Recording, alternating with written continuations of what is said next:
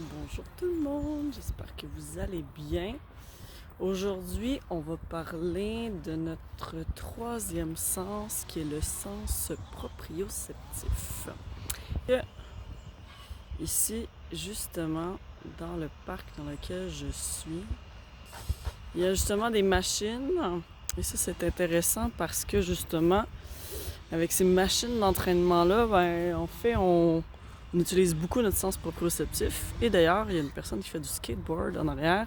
Et pour ce faire, il utilise aussi son sens proprioceptif. Donc, le sens proprioceptif est notre sens qui est directement relié à notre conscience corporelle et à notre conscience spatiale dans l'environnement. Donc, par exemple, je veux passer en dessous de cet obstacle. Bien, je sais exactement quelle place occupe mon corps dans l'espace pour pas accrocher ma tête, accrocher mes épaules, bref, venir me blesser ou venir faire un mouvement qui va nuire à mon action désirée parce que je suis consciente de mon corps dans l'espace. Okay?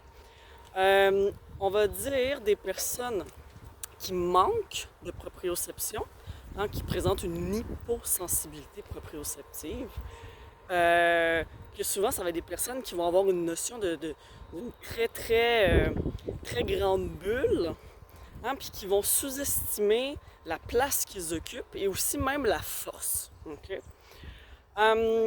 Les récepteurs proprioceptifs sont situés au niveau de nos muscles profonds, au niveau de nos ligaments, au niveau de nos tendons, bref, au niveau de toutes nos articulations. Et donc, c'est ces récepteurs-là qui vont donner l'information à notre cerveau, comme quoi qu'on est en train de bouger, mais pas en termes de mouvement comme en lien avec le sens vestibulaire qui était au niveau de l'oreille interne, si on se rappelle bien, mais vraiment au niveau d'un simple mouvement.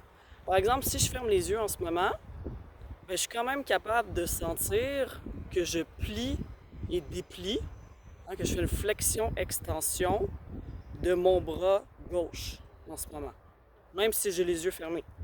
Parce que mes récepteurs proprioceptifs de mon bras me l'indiquent. Okay?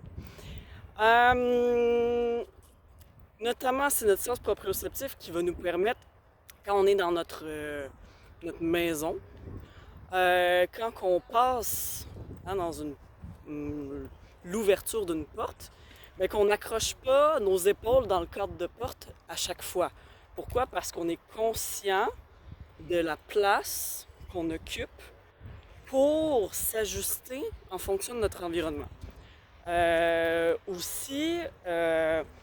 Par exemple, on va marcher en plein milieu de notre salon, on ne va pas s'accrocher la jambe ou le pied dans notre table de salon. Okay? Donc, c'est vraiment la notion de nous dans notre espace et ça nous sert aussi de repère par rapport aux objets qui nous entourent dans notre environnement. Donc, ce sens-là est relié à tout ça.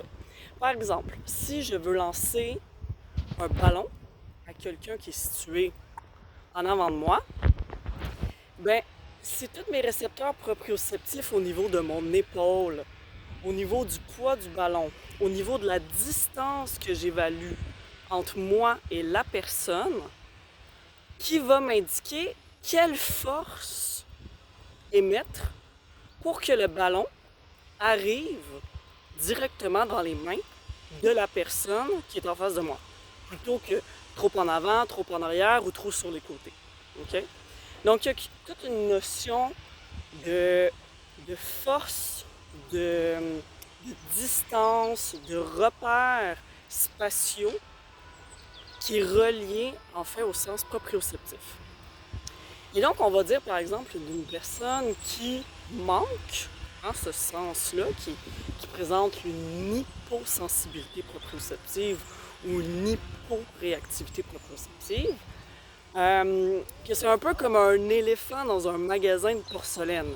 Il prend beaucoup de place, il peut être maladroit, il peut s'accrocher un peu partout et il peut aussi manifester beaucoup plus de force pour, par exemple, faire des tâches ou des activités que, en fait, il ne faudrait pas utiliser autant de force.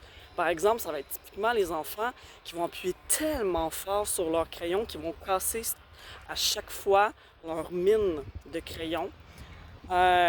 Ou par exemple, un enfant ou une personne qui va tout le temps claquer très très fort les portes dans une maison, qui va faire des câlins qui sont beaucoup trop forts en général, claquer dans les mains, mais ça va être tout le temps trop fort, parce que l'ajustement se fait difficilement.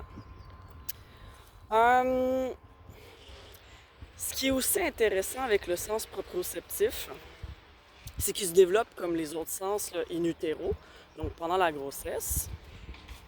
Et la première caresse, si on peut dire, proprioceptive que tout humain a, c'est lors de l'accouchement.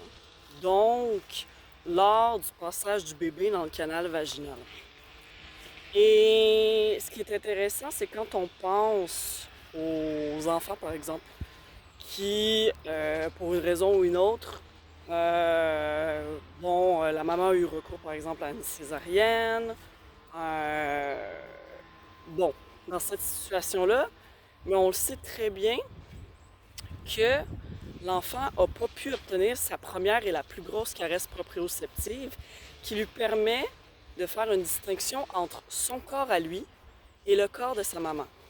Donc, d'emblée, vous allez voir que les ergothérapeutes et les professionnels de la santé en enfance, on va vous poser des questions, surtout si on aborde le profil sensoriel de l'enfant, sur tout ce qui s'est passé pendant la grossesse et à l'accouchement, parce que ce genre d'information-là va déjà nous donner des indices sur le profil que peut présenter l'enfant. Donc, oui, des fortes chances qu'un enfant qui est né d'une césarienne va déjà présenter une hyposensibilité proprioceptive par rapport à un autre enfant qui est né de manière naturelle. Et donc ça, on va tout de suite regarder si son profil est fonctionnel, donc dans la norme en tant que telle, ou si on va venir agir en fait. On va venir agir en tant que professionnel de la santé à ce niveau-là pour s'assurer que il n'y a pas eu des manques à ce niveau-là. Et s'il n'essaie pas de combler d'une manière ou d'une autre ce sens-là de manière peut-être inadéquate au quotidien, qu'on peut remarquer par exemple à l'école ou à la garderie, justement quand les enfants ils touchent absolument à tout de manière très très forte, vont rechercher à se chamailler beaucoup parce qu'ils vont rechercher beaucoup le contact avec les autres pour mieux sentir leur corps, vont sauter, grimper, se laisser tomber au sol. Pourquoi? Pour augmenter la sensation de leur corps. Parce que souvent, ce qu'on va dire, ou ce que je dis, du moins moi-même comme ergothérapeute, c'est qu'une personne qui présente une hyposensibilité proprioceptive, c'est comme si elle avait deux petits yeux, mais que le reste du corps, au niveau du mapping de son corps dans sa tête, c'est très très flou. Okay? Donc, en tant que tel, si on a deux petits yeux puis le reste au niveau du corps c'est flou, ben oui, l'enfant ou la personne va venir tout le temps plutôt que marcher, elle va courir, elle va sauter, elle va grimper, elle va se chamailler, parce que toute la notion de résistance, ça lui permet, puis de force appliquée contre un objet ou contre quelqu'un, ça lui permet de sentir son corps, va se laisser tomber au sol, va pas nécessairement sentir la douleur, parce que la personne est hyposensible proprioceptive, puis habituellement, il va avoir un lien avec l'hyposensibilité tactile qu'on avait déjà parlé, au niveau du sens du toucher. Donc, voilà. Et le fait de bien aborder le sens proprioceptif, ça fait qu'au quotidien, on est en mesure de faire des activités de manière adroite, sans démontrer de maladresse, d'avoir une précision dans nos gestes moteurs, que ce soit dans nos lancers, dans nos attrapés de balles, de ballons, au niveau aussi du soccer ou du foot, hein, aussi gérer un ballon au niveau des pieds, hein, pas juste au niveau des mains, d'utiliser tout son corps dans l'espace. C'est très, très important. Et pour le corps, mais aussi pour l'estime de soi. Hein? Donc, les enfants ou les personnes qui ont toujours été choisies en dernier dans les cours d'éducation physique, ouais, ça vient chercher en fait quelque chose au niveau de l'estime de soi. Et donc, oui, très, très, très important d'aborder ce sens-là au niveau de nos petits cocos, au niveau de nos enfants, parce qu'on sait que ça a une répercussion au niveau affectif, au niveau émotionnel, au niveau confiance en soi. Donc voilà. Et ça apporte beaucoup de bien-être, le sens proprioceptif. D'où le métier, hein, au Québec, de massothérapeute. Hein, pourquoi qu'on va chercher on va chercher une stimulation proprioceptive profonde avec des massages qui va venir stimuler justement nos muscles profonds, tous les récepteurs au niveau des muscles profonds, tous les récepteurs aussi au niveau des articulations. Pourquoi? Parce que ce sentiment-là d'être écrasé, qui vient solliciter ce sens-là de manière précise, c'est apaisant.